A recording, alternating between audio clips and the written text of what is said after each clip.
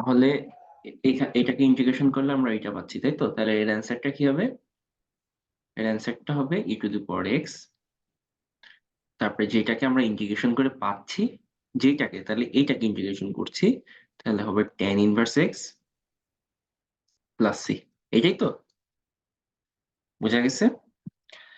এবার আরেকটা লিখে আমরা কোশ্চেন, ইন্টিগ্রেশন অফ e⁴x ভাগ x, ইন্টিগ্রেশন অফ e⁴x ভাগ x দিয়ে একটা ব্র্যাকেট দিই, এটা কেটে দিই, একটা ব্র্যাকেট দিয়ে 1 plus x ln x, 1 plus x ln x dx। এটা কি হবে বলো তো? একটু চিন্তা করো তো, পারো কিনা চিন্তা করতে? বোঝো কিনা দেখো তো এটা। আচ্ছা, আমি একটু বলে দিই, এটা একটু বুঝতে গেলে ভাবতে হবে বেশি করে। দেখো, আমাদের ফরম্যাটটা কিন্তু আছে e⁴x। আমাদের ফরম্যাটে কি আছে? e⁴x। আমাদের ফরম্যাটে আছে e⁴x। এখন তুমি চাইলেই তো e⁴x/x এই ফরম্যাটে করতে পারো না। পারো? যদিও তোমার কোশ্চেনে এরকম দেয়া আছে, e⁴x/x দিয়ে আছে, বাট তুমি এটাকে রিমুভ করবা। তুমি এটাকে রিমুভ করবা, এই এক্সটাকে রিমুভ করবা। তাইলে দেখো তোমার ফরম্যাটে চলে আসলো। ওই এক্সটা ভাগ দিবা এইখানে, একই কথা। এর নিচে ভাগ দেয়, এর নিচে ভাগ দেয়, একই কথা। এটা আমাদের একটা মেন্টালিটি, ঠিক আছে? যে এর নিচে ভাগ মানে এর নিচেই ভাগ, বা এর নিচে ভাগ মানে এর নিচেই ভাগ, এরকম আমাদের একটা ইয়ে। তাহলে তুমি যদি এখন এটাকে এর নিচে ভাগ বলতে কি, আমরা এখন এটা কমন দেবো। এটা যদি আমরা রিমুভ করে দিই, তাহলে এটা এক প্রকার কমন নেওয়া যায়। যদি নিই, তাহলে দেখো এর পরের লাইনটা আমরা কি লিখতে পারি। ওইখানে এক্সট্রা সরাই দিয়ে আমরা এটা লিখবো, ইন্টিগ্রেশন e⁴x, এখানে 1/x লিখবো আমরা। 1 এর পরিবর্তে কি লিখবো? 1/x প্লাস, এখানে কি আছে? x ln x না? তাহলে x ln x ভাগ x লিখলে উপরের x আর নিচের x কেটে যায়, তাহলে আমরা শুধু ln x লিখতে পারি, তাই তো? dx। এবার দেখো, এই ln x কে ইন্টিগ্রেট, দেখছো এবার এই পাশেরটা অন্তরীকরণ করলে এই পাশেরটা পাওয়া যায়। এই যে এই ln x কে অন্তরীকরণ করলে 1/x পাওয়া যায়, ঠিক না? ln x কে অন্তরীকরণ করলে 1/x পাওয়া যায়। তাহলে প্রথমে কি হবে? e⁴x, এবার কি হবে? 1/x না, কিন্তু এবার হবে ln x, ln x plus c। বুঝতে পারছো? হ্যাঁ, ক্লিয়ার? ক্লিয়ার। ওকে, ঠিক আছে। এইটা যদি ক্লিয়ার হয়, এবার আমরা পরের টাইপ দেখবো। দেখো, এটা তোলা হয়েছে, হ্যাঁ এটা ভাইয়া। তোলা হয়েছে। সরাবো তাহলে? সরালাম। কত নম্বর টাইপ দিল? এটা 3 নম্বর। জি ভাইয়া। আচ্ছা, এবার লিখো টাইপ 4। এবার লিখো টাইপ 4।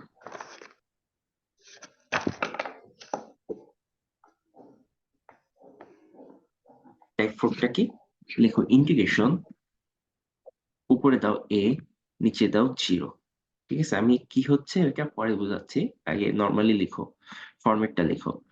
f অফ এক্স ভাগ f of x plus f of a minus x, okay, dx equals to a/2। মানে বুঝো ব্যাপারটা, এই ইন্টিগ্রেশনের এটা হলো আপার লিমিট, এটা হলো লোয়ার লিমিট, ঠিক আছে? এটা আপার লিমিট, এটা হলো লোয়ার লিমিট। এই আপার লিমিটে যে জিনিসটা থাকবে বা যে মানটা থাকবে, ওই আপার লিমিটের যে মানটা থাকবে, সেই মানটা যদি এই ফাংশনের প্রথম মানের সাথে মিলে যায়, এই ফাংশনের প্রথম মানের সাথে মিলে যায়, বুঝতে পারছো? এই জি আপার ভাইয়া। লিমিটের সাথে যদি এই ফাংশনের প্রথম মান মিলে যায়, তাহলে আনসার হবে ওই মান ভাগ 2।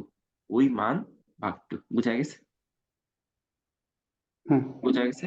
আচ্ছা, তাহলে এবার আমরা একটা কোশ্চেন প্র্যাকটিস করি। দেখো, কোশ্চেন প্র্যাকটিস করলে ব্যাপারটা ক্লিয়ার হবা। যদিও প্রথমে ধরতে পারবা না ব্যাপারটা, কিন্তু মানে এটা একটা শুভঙ্করের ফাঁকি, বুঝছো? শুভঙ্করের ফাঁকি মানে বুঝো, মানে তুমি দেখেও দেখবা না এমন একটা ভাব কোশ্চেনটা। ধরতে পারলে বুঝতে পারবা, না ধরতে পারলে বুঝতে পারবা না। উপরে সাইন এক্স, নিচে sine x plus cos x, তাই তো? এখন কথা হচ্ছে ভাই, হুম তোমার আপার লিমিট আছে কি? তোমার আপার লিমিট আছে কি π/2? তোমার আপার লিমিট আছে কি π/2, বাট পাই বাই কোশ্চেনের কোথাও কোনো ফরম্যাটে π/2 নেই। কোথাও কোনো ফরম্যাটে π/2 নেই।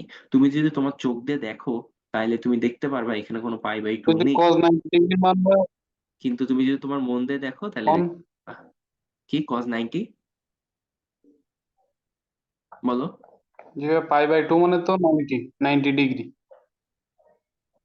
π/2 মানে 90 ডিগ্রি? না, এর সাথে ওইটার কোনো মিল নাই। দেখো আমাদের ফরম্যাটটা একটু তুমি বোঝার চেষ্টা করো। আমাদের ফরম্যাটটা তুমি একটু বোঝার চেষ্টা করো। ম্যাথের ফরম্যাটটা কি? উপরে f(x), নিচে f(x), মানে উপরের যেই পদার্থ, পদার্থ বলেই আমি বোঝাচ্ছি, মানে উপরের যে এলিমেন্টস আর নিচের যে এলিমেন্টস ওইটা সেম। আমাদের উপরে সাইন এক্স, নিচে এই যে উপরে সাইন এক্স, নিচেও সাইন এক্স, দুইটাই সেম, তাই না? উপরে এফ(x), নিচে এফ(x). তাহলে দেখো এই সূত্রে কিন্তু খাটে, মাঝখানে প্লাস, এখানেও মাঝখানে প্লাস, সূত্রে খাটে। এখানে আছে ইন্টিগ্রেশন অফ a - x, আর এখানে আছে cos x। তাহলে আমাদের এখানে ইডিট করতে হবে কিছু একটা, তাই তো? এখানে আছে কি f(a - x), f(a), a মানে ই কি? মানে a - x। তাহলে আমাদের এখানে কিছু একটা এডিট করতে হবে। তাহলে দেখো, আর এখানে f(x) মানে sin x, তাহলে এখানেও কিন্তু sin x এর কিছু একটা থাকা উচিত, কারণ এখানেও x আছে, তাই না? এখানেও x আছে।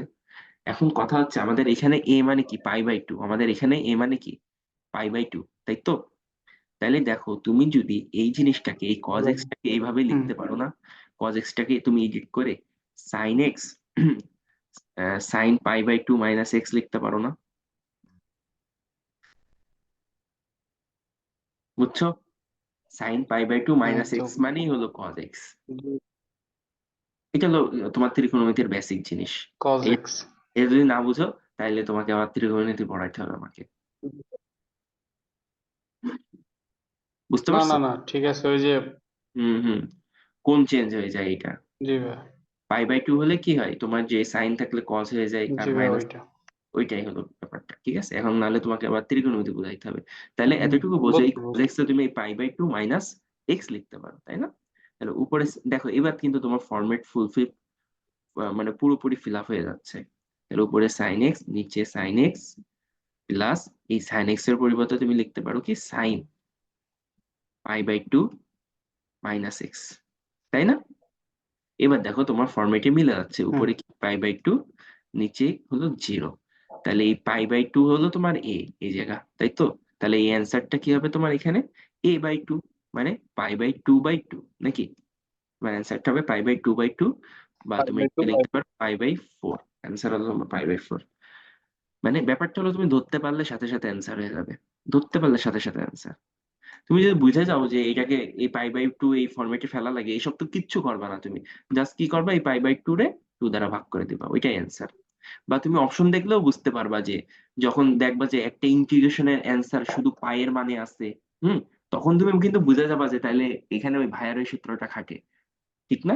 মনে করো তোমার অপশন আছে পাই, হ্যাঁ, 2π, তারপরে 3π, হ্যাঁ, বা π/4। তুমি বলবা যে ইন্টিগ্রেশনের কোশ্চেন, তোমার অপশন আছে পাইয়ে, তাহলে নিশ্চয়ই ভাইয়ার ওই সূত্রটা এখানে অ্যাপ্লাই হওয়ার পসিবিলিটি আছে। হবেই তা না, বাট হওয়ার পসিবিলিটি আছে। তখন তুমি ফরম্যাটটা দেখলে কিন্তু তোমার মাথায় চলে আসবে যে এটা এভাবে এই করতে হয়, তাই না? সো না বুঝলেও কোশ্চেন দেখলে বুঝে যাবা। আচ্ছা, তাহলে আরেকটা প্র্যাকটিস করি আমরা, আরেকটা প্র্যাকটিস করি। এটা তুমি করো। উপরে দাও π/2, নিচে দাও 0। আর এসব অঙ্ক ওই পাই বাই দিয়েই থাকে ম্যাক্সিমাম। tan x, আর নিচে দাও tan x plus cot x। হুম, এই তো, dx। দেখো এটাও কিন্তু সেম আগেরটার মতোই, π/2, আর নিচে 0, উপরে tan x, নিচে হলো tan x plus tan π/2 - x। π/2 - x, এটা ইয়ে করলে ইয়ে হয়ে যায়। তাহলে দেখো এখানে π/2/2 আনসার, π/2/2 মানে কি π/4 আনসার। বুঝা গেছে? π/2। জি ভাই। আচ্ছা, তাহলে আমাদের এই রুলসটাও শেষ হয়ে গেল। এবার আমরা নেক্সট রুলসে চলে যাব। বুঝতে পারছো তাই বলো? হ্যাঁ। আচ্ছা, এবার আমরা নেক্সট রুলসে চলে যাই।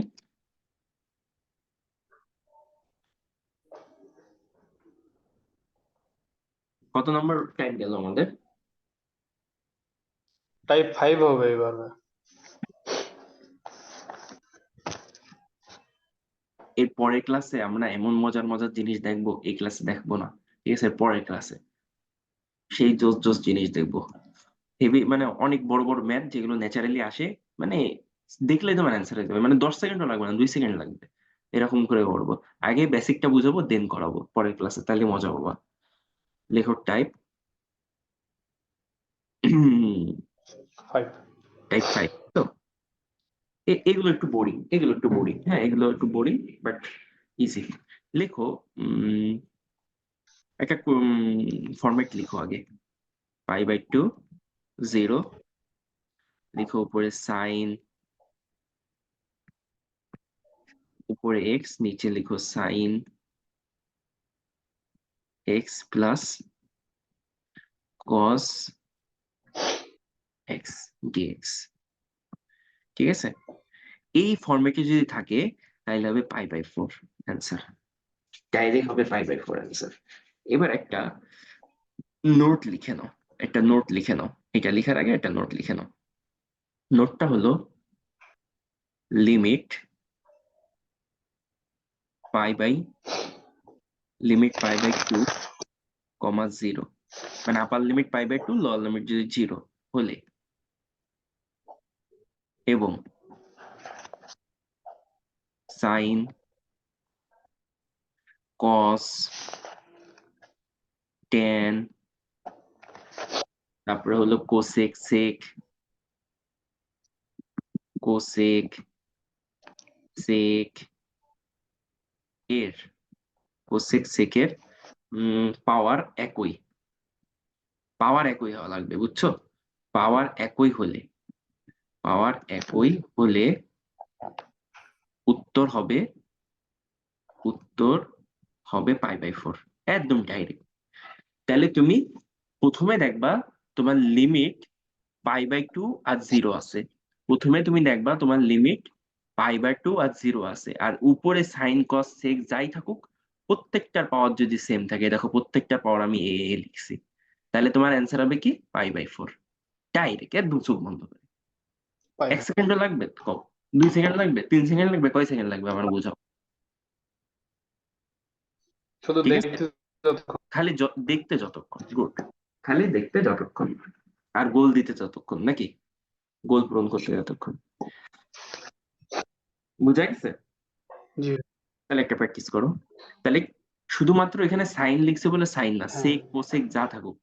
ঠিক আছে, এখানে যে খালি সাইন লিখছি ব্যাপারটা তা না, সেক কোসেক ট্যান যা থাকুক, পাওয়ার যদি এক থাকে আর লিমিট যদি π/2 বা 0 থাকে, তাইলে হবে π/4 অ্যান্সার। হুম,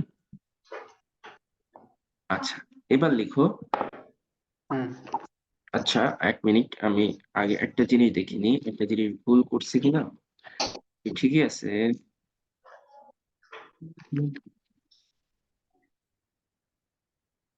হুম, আলাদা জিনিস, সরি, আমি ভাবছিলাম অন্য একটা। আচ্ছা, তাহলে লিখো ইন্টিগ্রেশন অফ π/2, নিচে লিখো 0, কস 3/2 এক্স ডিএক্স। বিশ্বাস করো এই অঙ্ক করতে 1 পাতা লাগে, 1 পেজ লাগে, এই অঙ্ক করতে 1 পেজের বেশি লাগে। যাদের হাতের লেখা একটু বড় 1 পেজের বেশি লাগে, আর যাদের হাতের লেখা একদম ছোট ছোট তাদের 1 পেজ লাগে। অঙ্ক দেখলেই বুঝতে পারবা।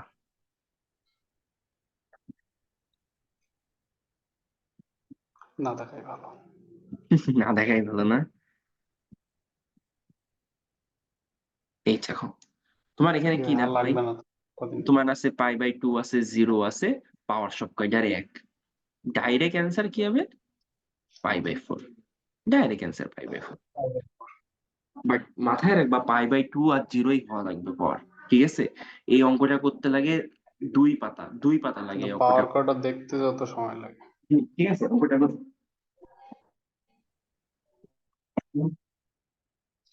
এখন কথা হচ্ছে এখানে আবার ম্যাক্সিমাম অঙ্ক থাকে এখানে পাই/4 পাওয়ার দিয়ে। এই টাইপের যে ম্যাথ গুলো না এখানে থাকে পাই/4 পাওয়ার দিয়ে। ঠিক আছে? ওইটা একটু বড় অঙ্ক হয়, ওইটা সেজন্য মাঝে, মাঝে এভয়েড করে। বাট পাই/4 দিয়ে হলো অনেক পপুলার একটা ম্যাথ। বাট ওইটা আমি করাবো পরে, এখন না। ঠিক আছে?